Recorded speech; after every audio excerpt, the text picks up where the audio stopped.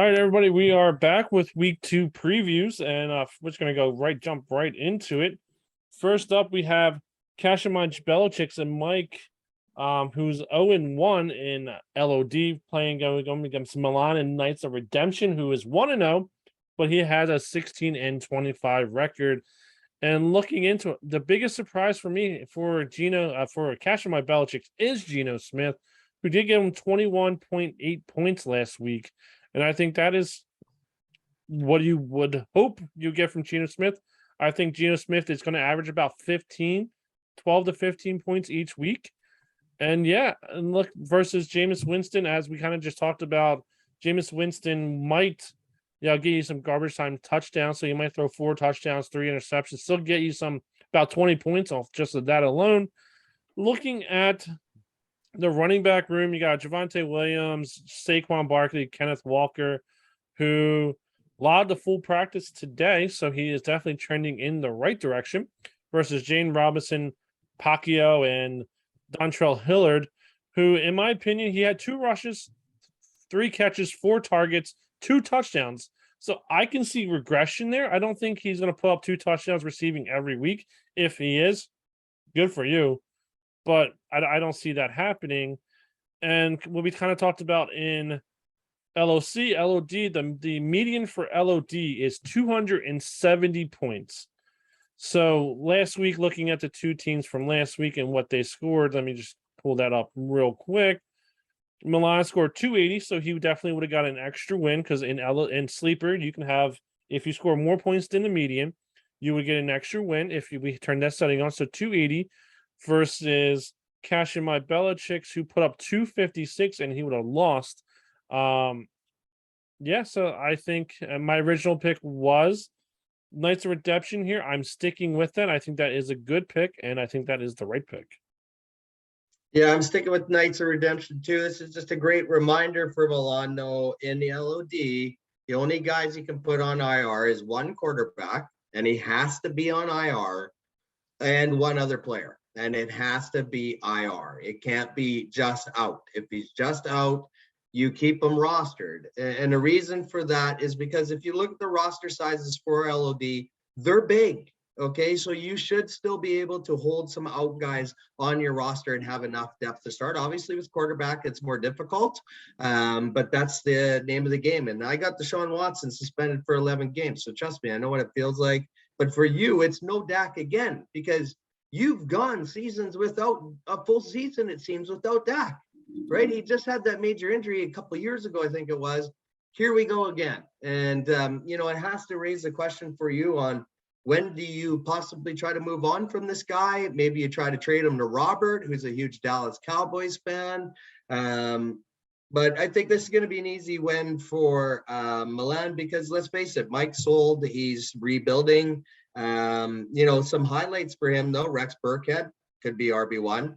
Jeff Wilson could be RB1 this week. Jamar Chase, this guy's top 3 for sure. And Geno, I mean, the chance we're going, it was 1,200 a seat Seattle, but the chant Geno, but it was worth every penny by the looks of it. But I'm definitely going Knights of Redemption here. Next up, we have an interdivisional matchup here. We have the Illuminati, who is 19-22, way better than his LOC record, because he isn't now in tier 2.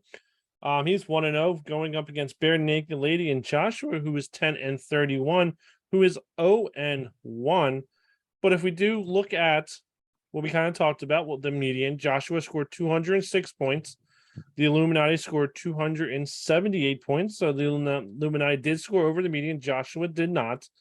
And looking at the 2 teams, you have Trevor Lawrence going up against India. I kind of think the Colts defense is going to have a bounce back game versus Baker Mayfield, who is playing the G-Men. And honestly, I think that Carolina offense, McCaffrey, who scored 9 points, 8 points. I don't think he scored that many.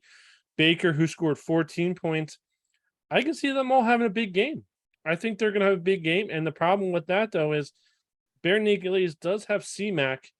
And honestly, like, just looking at the 2 teams, is going to kind of run through the offense real quick. Trevor Lawrence, C-Mac, Cam Akers, Rashad Penny, MVS, Galladay, Juju, Hurts, Bryant, Robinson, Julio, Sutton, and Jahan Dotson versus Jared Goff, Zacharias. I actually don't even know who Demarcus Robinson. I didn't even know he was a wide receiver on Baltimore. Jamal Williams, Conklin, Brait, Watkins, Tyreek Hill, Justin Jefferson, Etienne, Elliott, or Zeke, if you want to call him that, and Fournette. Fournette is, he does have a hamstring injury. Zeke, if he can bounce back, I think has a big game as well. I actually don't remember off the top of my head. I originally had the Illuminati winning this one. I'm going to stick with that just because I think all of his players who didn't do good last week will have a big bounce back game. And I think he scores over 300 points. So first off, thank you, Illuminati from the Solomonic division, for taking on likely losers. I'm very happy about that. I also need to point out that Bare Naked Ladies, you are in violation right now of the IR rule. You have Zach Wilson in the IR, and he is just coded as out. So you need to get him on your roster. Eli Mitchell is fine to be on your IR. So that raises a question right there. Big loss at running back right off the bat for Bare Naked Ladies, losing Eli Mitchell. And then you throw in the fact that Cam Akers put up 0.3. These are causes for concern for Bare Naked Ladies. He has Kenny G as one of his starting wide receivers. More cause for concern. The big thing that was a big win for him was Julio Jones. He looked electric. So that's one win for him. I had Bare Naked Ladies originally, and guess what? I'm actually going to change it. I'm with you. I'm going to go with the Illuminati and Robert, just because I think Robert just finds a way to win. Yes, he does. And I agree. Thank you for beating likely losers, because that means Commish and I are in first place. More likely, I'm in first place. Commish is in second place. Next up, we have Pandy and Panic. We have Zebras, Susie, who's 1-0, who's 21-20, going up against Vlad Jr. Crew, and Chris, who's 27-14. And Chris, you scored more points than I thought you would last week. But looking at the two rosters, actually the two scoring from last week, Vlad Jr. Crew scored 266. Zebras scored 302. So Zebras would have been +1 win. Vlad Jr. Crew would not have been. And that rhymed, and I didn't mean to do that. But looking at the two actual rosters, you have Daniel Jones, who actually did pretty good last week. I think he scored 17 points, right around there. Going up against Lamar Jackson against Miami, playing in the home opener against Baltimore, as Commish said it in the LOC video, and I agree. I think Lamar Jackson is going to score a lot of points. Jonathan Taylor, the dude's just a scoring machine. What more can you say? The dude puts up 30 points each game. Antonio Gibson looked pretty good. CEH, I'm torn on CEH, I'll be honest with you. He only had, I think 30 some rushing yards, 42 rushing yards. He did have 3 receptions, but he did have 2 touchdowns. I can kind of see regression there, but he's playing the Chargers, and I think that's going to be a shootout game as well. So he might put up 20 some points again. And looking at the Vlad Jr. Crew, you got Patterson, you have Kenyon Drake, who, as long as Dobson is the starter, who cares if Kenyon Drake is on your team?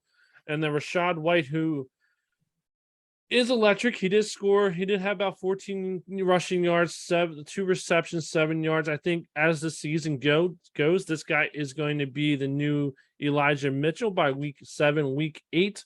I think he's going to be getting you 14, 18 points a game. You're definitely vulturing something from Fournette, or if Fournette doesn't play.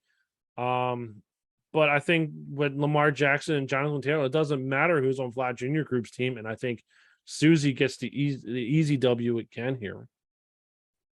Well, so Vlad Jr. Crew, they're in the same division 4 years. The LOD's been around. Vlad Jr. Crew is 7-1 for Susie lifetime. He's owned her, but not this year.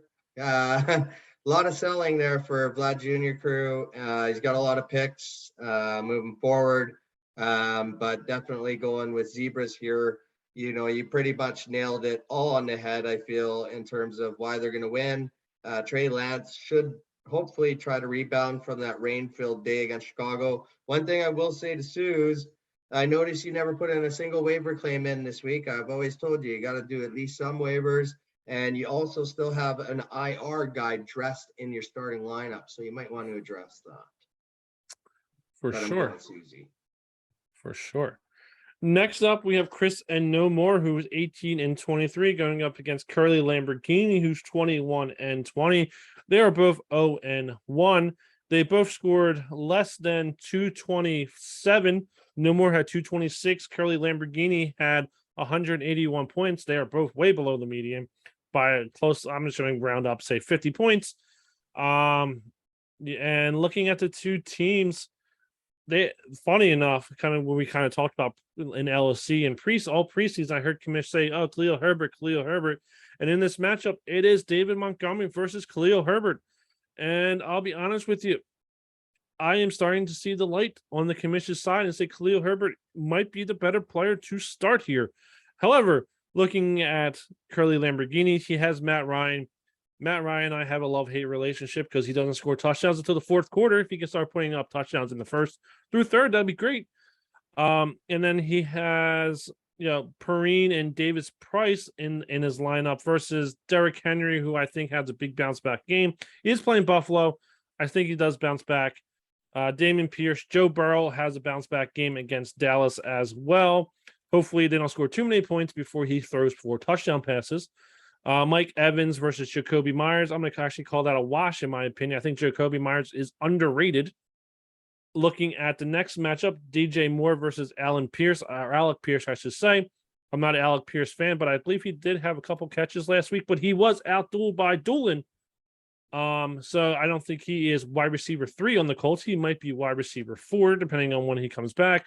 And then you have ESB versus Tyler Lockett. I'm going to call that a wash because I think Justin Fields does like ESB. And looking at the tight end room, and I'm going to kind of stop right there. Isaiah Likely, I think, needs some time. I think the dude has all the talent in the world, but he's going up against TJ Hawkinson and Janu Smith, but he also does have Hunter Henry on his side. But I think TJ Hawkins going up against Washington, I think that is going to be a high-scoring game, just like Detroit's game was last week. I can see Hawkinson scoring a couple touchdowns. I actually haven't looked at who I had winning this game.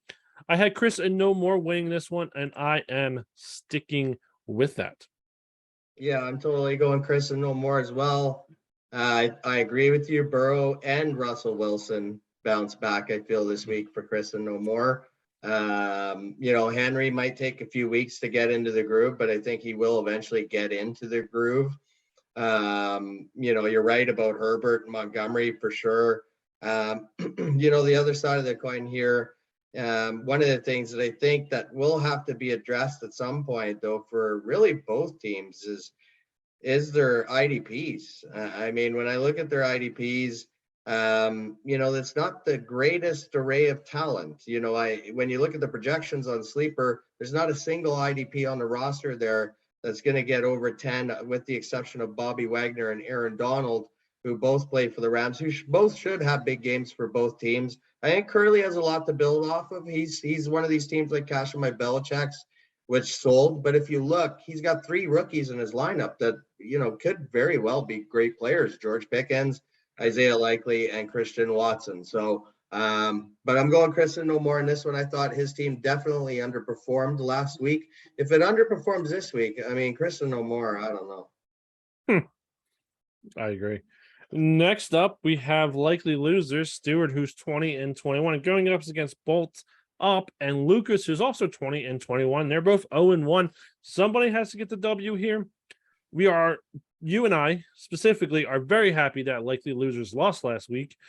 That means one of us, because I believe we play each other this week. So one of us will be 2 and 0, and we'll have at least a 1 game up on likely losers, because I don't see him losing to Bolt Up here. He does have Herbert playing KC, because that could be a shootout. But I think Kyler Murray and the Arizona Cardinals were embarrassed last week, and I think they are going to have a big bounce back game. Looking at Lucas's team, wide running back room, who cares? Benjamin, Travis Homer, Mike Davis. looking at the wide receiver room, who cares again? David Bell, Robbie Anderson did have a big game last week, though, so I'll throw that out there. I think he had 102 yards, one catch, one touchdown, I should say, not 2-point catch. Josh Palmer versus Judy, CD Lamb, and Stephon Diggs. I know you're not a big fan of Diggs. I think Cooper Rush does feed the ball to Lamb. I'm still not sold if Lamb is an RB wide receiver 1 in actual NFL, but I think with Dak going down, I think he will be wide receiver 1 in fantasy.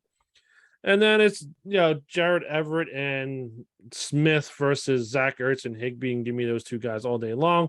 Christian Kirk and Michael Carter, who also had a big game, and versus Jennings and Chenault. Give me Kirk and Carter. And looking at the wide receiver and running back flex, it is like the Dortch versus Damian Harris. I actually like Dortch better, but I think Harris playing Pittsburgh might be an even split. I think it was an even split last week as well. It's probably about even. And then looking at the wide receiver room, you have Derek Carr versus Mitch Trubisky. Give me Derek Carr all day long. I think the dude is undervalued and underrated. So yeah, Lucas got like 240 or something, you said last week. And I honestly think that's like a huge win for him because his team is an absolute dumpster fire. And the only reason he got 240 is because of what you outlined. Guys like Robbie Anderson having the game of his life when, playing me, but not a big deal. My lineup underperformed and still beat Lucas. I think it's going to be a long year for Lucas. Herbert really is the only guy on his team that I'm high on for the most part. I mean, he does have good IDPs. I'll give him credit on that. Like his IDPs might even slightly be better than likely losers side to some degree. Nick Bolton, Holcomb, these guys are going to put up good points. Gardner Johnson plays aggressive. I like the way he plays. Derwin James. So these are good IDPs that maybe, he can build his offense in the draft and keep some of these defensive players. But this year it's a joke. Likely losers wins. Yeah. So likely losers scored 270.72. The median was 270.39. So he beat the median by 33.33 of a point versus Bulldog, who scored 248. Next up, we have Bills Mafia and Matt, who is 0-1, 25-16 against Deuce Bombers, who's undefeated. He is 1-0 and 1-0. And Commish, I'll go ahead and let you start. Yeah, so Bills Mafia, defending champ, finding out the schedule is a bit tough here to start the year. First off, the rematch. So, I mean, if you win the championship, you can always expect in the LOC or LOD that you're going to end up in the rematch in the first game. And that rematch is always, the championship game. When we look at both rosters, they're both built to win, in my opinion. I did project Bills Mafia to start the season 0-2, though, as defending champ, and I'm going to stick with that. Josh Allen's going to be able to win him Bills Mafia games again, like he has for so many teams last year and the year before. And I think he's going to continue for Bills Mafia to do that, and was a big reason why he won the title last year. For Deuce Bombers, again, Aaron Rodgers put up a stinker. I don't think he puts up the stinker this time versus Chicago. He's always historically done really well against Chicago. I think he continues to do that. Devontae Adams, I think, has a huge game against that very, very weak Arizona secondary, and it's the home opener for Vegas. I think Devontae Adams puts up huge points there. A.J. Brown's going to be matching wits with Justin Jefferson on Monday night against Minnesota. I think both those receivers do well. Kyle Pitts, I think he has a rebound game. I think after only putting up like 1 or 2 points this past week. And, the big thing with Deuce Bombers and why I have them winning. So I said all year last year, Bills Mafia was going to win the title because he had the two best quarterbacks, and that was Josh Allen, Matthew Stafford. I don't feel that he wins the quarterback battle this time. Aaron Rodgers versus Jalen Hurts. You say it as a Philly fan. Jalen Hurts is a good fantasy quarterback, and he definitely is. He puts up big numbers, and I think getting him in trade is enough to put Deuce Bombers over the edge in this one. And again, hopefully try to compete for a championship for himself. Yeah, I mean, Deuce Bomber scored 334. I think that was the most points Yeah, the highest points. No, actually, it was not the highest points, but he scored 334. Deuce, Bills Mafia scored 239. I know he's like, oh, my schedule's tough. He would have lost to 12 teams. Like, your schedule might be tough, but you still would have lost to 12 teams. So it doesn't matter if your schedule's tough. You just need to score more damn points. You said, oh, you have Bills Mafia going 0-2 to start the season. I also have him going 0-2, but let's just say it is not 1-2 in my predictions. I think, as a lot of things that you said, Deuce Bombers does have maybe the two best quarterbacks in Aaron Rodgers and Jalen Hurts. As you said, and I say that Jalen Hurts is a great fantasy quarterback. I also think the running back room, it might be just a little bit better. Josh Jacobs, DeAndre Swift, Joe Mixon versus Singletary, Edmonds, and Gordon. Because Singletary, I mean, Zach Moss did take a couple carries. James Cook, they didn't draft the guy to not get any carries. I think Singletary is not going to put up 8 points. He's only have 48 rushing yards, 2 catches for 14 yards. Not like he did great last week. And I think Zach Moss and James Cook are going to vulture some points away from him. Chase Edmonds as well was vultured by Mostert. He only had 25 rushing yards, and the only reason he had 10 points was because he did have 4 receptions, and 40 yards. And that's the kind of bolstered Chase Edmonds. I think Mostert is the running back there, and Melvin Gordon as well is at best 50-50 split with Javonte Williams. I think as that season goes on, Javonte Williams is 60, 70, 80, 20 split there. And I think Deuce Bombers wins this one. And I think Bills Mafia might be still hung over from the championship last week. And next up is the battle between you and I, Philly Miracle Man, who is 1-0, who has a horrible record of 13-28, versus the Commish, who has the exact opposite record of 28-13, who's also 1-0 this season. I'm pretty sure. Let me actually just verify my data points real quick on who I have winning this one. I have myself winning this one. And the only reason I have myself winning this one is because Carson Wentz, who you traded to me, I think can get me the W here, and I think that is why I'm going to win. As long as Najee Harris does play. If Najee Harris doesn't play, you win. If he does play, I win. It's gonna be a close matchup. I am actually excited for this one. I think it's going to be a fun game to watch. It's going to be close. Commish, all our games are close. I love beating you, but yeah, Carson Wentz gives me 30 points, and I think I win by 5. I think it's wishful thinking. I'm 5-1 lifetime versus you in LOD, and I think I'm going to continue my winning ways versus you in LOD. I think Eckler has a big game now that Keenan Allen's out. He's going to be a focal point in that offense. I basically swapped out CeeDee Lamb for Cooper Kupp this year. I'm glad I did it. Cooper Kupp is always going to put up points. Brady put up a stinker. You got to think Tom's going to respond somehow. My tight end room last week, Njoku and Irv Smith, both were kind of considered sleepers at the tight end position. Both combined put up, I think, 1.6 points for me. They're going to rebound this week. Allen Robinson only put up 2 points for me last week. He's also going to be part of the rebound. I think there's no chance in hell you're going to win because my team's pissed and they're going to come out hard. I will add, one of the guys that did trade you as well as part of that deal was Devontae Smith, and he put up a nice big fat goose egg for you last week. You can bounce back. I still scored more points than you last week, and I still had guys score 0 points in my lineup. And the game of the week, it's Sabatica Spartans, who's 24-17, who's 1-0, going up against Crushy, aka Orange Crush, and Adrian, who's 26-15. And Commish, I'll go ahead and let you start. Yeah, so wow, did Adrian ever respond last week? Obviously in the rematch game, he put up 300 plus. I think he was, well, it's 1 versus 2. These are the top 2 teams.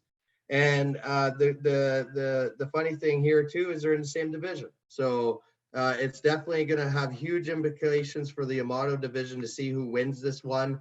Lifetime, these guys have also battled. Dushan is 4-3 lifetime versus Adrian. So he's definitely won in that way. When I look at who I originally picked to win this one, I have Orange Crush winning this one, but I will add, this is the first of a back-to-back series between these two. And I do throw this back-to-back game in there in one format, usually once a year, and this happens to be the one.